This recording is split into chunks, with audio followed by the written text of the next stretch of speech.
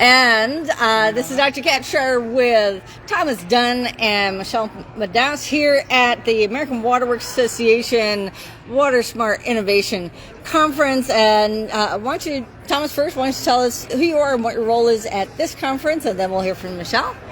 Well, thank you. My name's Thomas Dumm, and I work with Rambo and out of Washington, D.C. area, and I'm out here in Las Vegas. And I'm the current chair of the Water Resources Sustainability Division and also the co-chair on the planning committee for this conference. Fantastic. And Michelle. Hi, I'm Michelle Maddaus from Maddaus Water Management. I'm based in California, and I am a AWWA Water Conservation Division trustee, and I am also one of 6 members that was on the planning committee for the conference this year.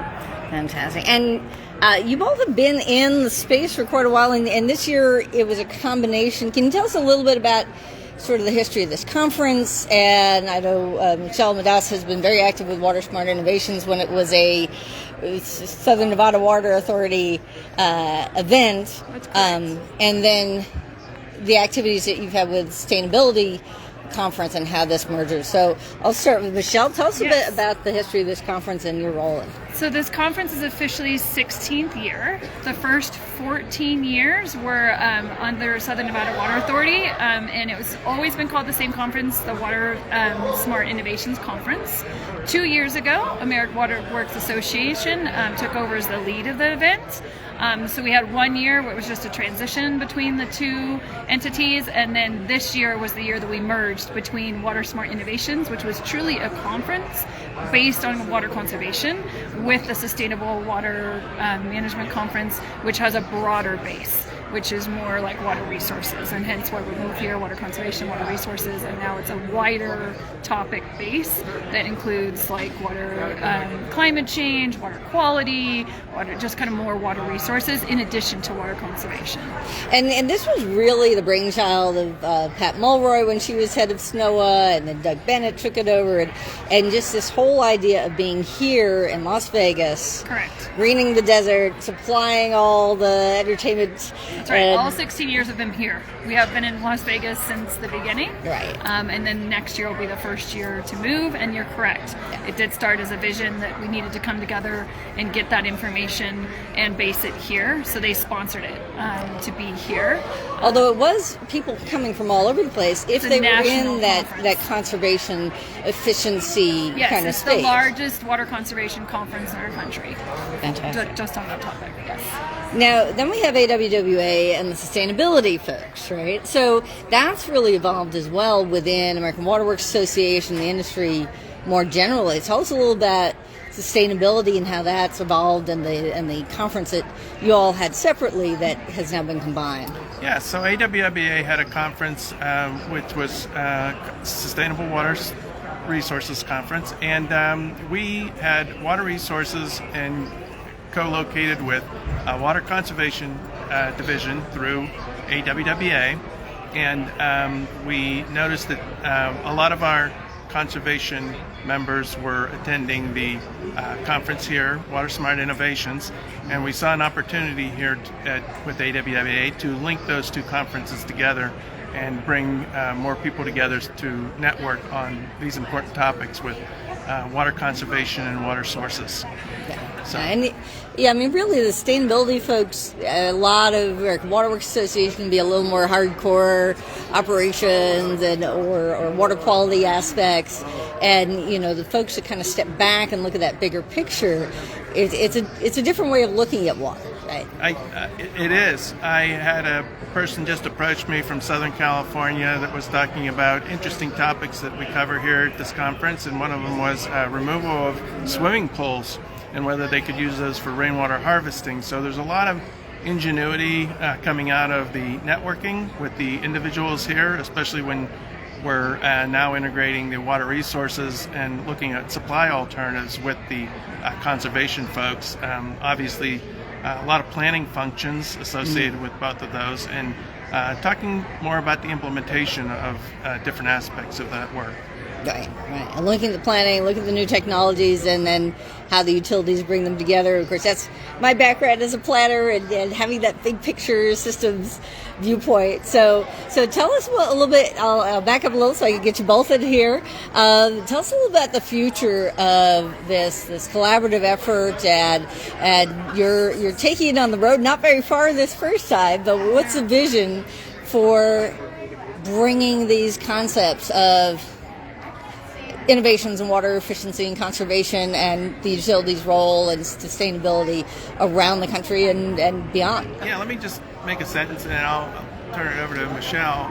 One of the things that we're extremely excited about is this is our inaugural year bringing the water resources folks to this conference. And so we're looking at making sure that we get the word out, communicate that to all the people on the water sources that, this opportunity is here now for co-collaboration with the Water Conservation Division. Fantastic. Yeah, I think the overall vision about starting to move it too is to move to different regions so that the messaging gets out to not only here where it's been in Las Vegas, but additional regions, because it's a little easier if it's local, for people to travel in, it's a little less expensive. So that's one idea of moving it. It's also Sustainable Water Management Conference had always moved. It had always been traveling. The WaterSmart Innovations is the only one that had been steady here. And so it's kind of a blending of the conferences and those ideas of like getting the information out and moving it. And now that it's one of the 3 largest conferences that AWWA does, it's also an idea to get that information out and keep this conference, long term. Now, Reno is the next one. Is that so just across the state? Yes. Although it's a different, you're in California. It's a little California, Nevada perhaps a little more California-y. Yeah, California Nevada section. Yeah. So the idea is, to try it up there, and then I think that's only going to be there for 1 year, and then after that we're going to move it again. It'll be somewhere else in a different state. Fantastic. And are you seeing a lot more folks, not just in the Western United States, but also from back east, Thomas, your neck of the woods? He's from the back east, yeah. I've met a lot of my colleagues here from the Washington, D.C. area, are here at the conference participating. As Michelle said, it tends to be easier with local travel, so that's why we're hoping moving it around will give us some different viewpoints from different regions of the country, as well as bringing it closer to home for some of those people that aren't located in the Southwest. Yeah, and we should clarify, this is truly a national and also international conference. They gave a workshop, and we had some from Ghana. And we had a lot of people from Alaska. We had multiple people from Canada. So it's, it's got a lot of Western dominance, but there is definitely representation from the entire country and the world as well. Absolutely. And as we see more pressures from climate change, as we see more destruction from hurricanes and people having to and higher demands from data centers and things like that, I mean, there's more reasons why people need to think about conservation than just living in the arid West. Right, and there's definitely every single year some international participants. That's gone all the way back for the 16 years. It just, every time it's like, oh, we've got someone from Singapore or Philippines or Australia, so I think it's always been there. I do think that might actually increase, like you were saying, because the information is just so valuable, and everyone kind of wants to see, what's the latest and greatest and what's being shared. And I think social media, I think the things that we're doing here, we're going to help communicate that out. Our keynote speaker, Travis Loop, does Waterloop, and he, I've gotten some really good feedback from the attendees here that they really enjoyed his presentation, doing the social media side of it, and his journey as a journalist through the water industry. So, very informative. Very cool. And you just wrap up, we WaterCitizen, we've started doing a water pitch, this water startup matching extravaganza, bringing in startups in a wide range of areas, as well as water utilities and other users of water who are looking for innovation. And the exhibit has always been a tremendous part of WaterSmart innovations, an opportunity to get innovative research out, as well as finding those utilities and industries. I saw people from electric and gas here Correct. that are looking for innovations. How might we see more collaboration and opportunities to reach out to those startups that are looking for clients, as well as for clients that are looking for innovative startups in the water space? I think we started something brand new this year called Innovation Spotlight, and we have 2 this year, but we're always looking for more. So if people want to be included, just contact AWWA, and then they can include them into that Innovation Spotlight.